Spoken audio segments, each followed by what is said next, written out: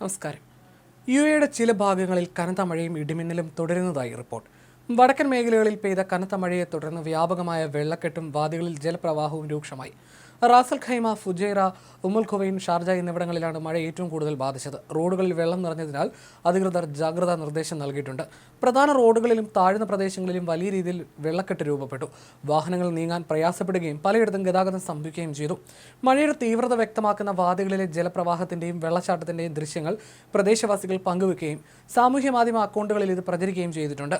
വാദികൾ നിറഞ്ഞൊഴുകുകയാണ്. വാദികളിൽ ഇറങ്ങുന്നതിന് സമീപത്തേക്ക് പോകുന്നതിനും അധികൃതർ കർശന വിലക്ക് ഏർപ്പെടുത്തിയിട്ടുണ്ട്. നിയമലംഘകർക്ക് 2000 ദിർഹം പിഴയും 60 ദിവസത്തേക്ക് വാഹനം കണ്ടുകെട്ടുന്നതുമായ ശിക്ഷകൾ ലഭിക്കും.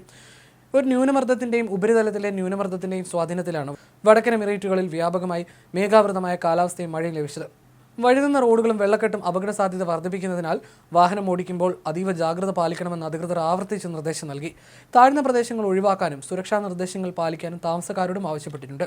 മുനിസിപ്പാലിറ്റിയുടെയും മറ്റ് അതോറിറ്റിയുടെയും ടീമുകൾ വെള്ളം പമ്പ് ചെയ്ത് നീക്കാനും ഗതാഗതം പുനഃസ്ഥാപിക്കാനും രാത്രിയും പകലും സജീവമായി രംഗത്തുണ്ട്. വരും ദിവസങ്ങളിലും അസ്ഥിരമായ കാലാവസ്ഥ തുടരാൻ സാധ്യതയുള്ളതിനാൽ താമസക്കാർ ജാഗ്രത പാലിക്കണമെന്നും അത്യാവശ്യത്തിനല്ലാതെ പുറത്തിറങ്ങരുതെന്നും പോലീസ് മുന്നറിയിപ്പ് നൽകുന്നു.